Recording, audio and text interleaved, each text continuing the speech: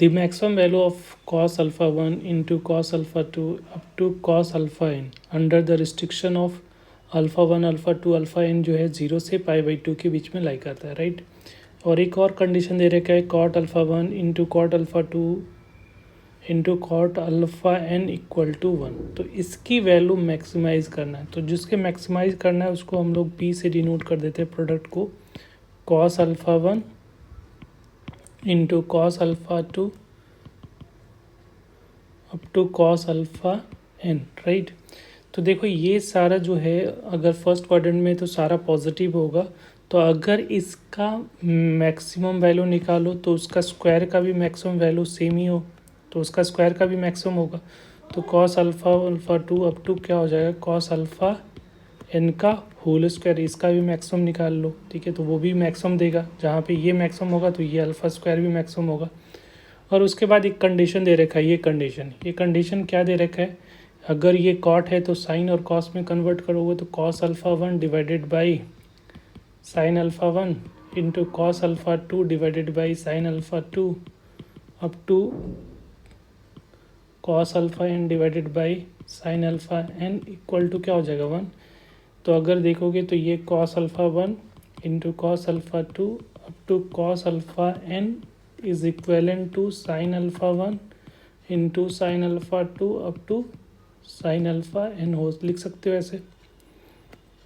तो ये जो पी स्क्वायर है इसको दो प्रोडक्ट है तो एक को अब तो एज इट इज़ रखने दो, cos alpha 1 into cos alpha 2 up to cos alpha n, और एक जो दूसरा प्रोडक्ट है उसको उसके जगह पे रिप्लेस कर देंगे sine alpha 1 into sine alpha 2 up to sine alpha n, right. अब यहाँ पे देखो ये दोनों का पेयरिंग कर सकते हो, इस तरह से दो दो का पेयर बना सकते हो अल्फ़ा 2 को अल्फ़ा 2 के साथ। तो यहाँ पे पी स्क्वायर बेसिकली क्या हो जाएगा cos alpha 1 into cos alpha sine alpha 1 एक पेयर बनाया, दूसरा combination cos alpha 2 into sine alpha 2 and so on, इस तरह से कॉस अल्फ़ा एन को साइन अल्फ़ा एन, इस तरह से पेयरिंग कर दिए। अब इसको करने के लिए हम लोग को पता है कि अब अगर इसको सबको 2 से मल्टीप्लाई कर दोगे, ठीक है, तो उतना ही से डिवाइड करना पड़ेगा, तो टोटल कितना हो जाएगा, टोटल इस तरह से कॉम्बिनेशन टोटल n बनेगा तो 2n हो जाएगा। अब ये जो है पी स्क्वायर जो आ रहा है 1/2n, ये क्या होगा sine 2 alpha 1 into sine 2 alpha 2 up to sine 2 alpha n, ऐसा हो जाएगा। और ये मैक्सिमाइज़ करना है, ठीक है। तो मैक्सिमम वैल्यू क्या हो सकता है इसका 1 हो सकता है, तो ये 1 या 1 से छोटा ऐसा और लिख सकते हो।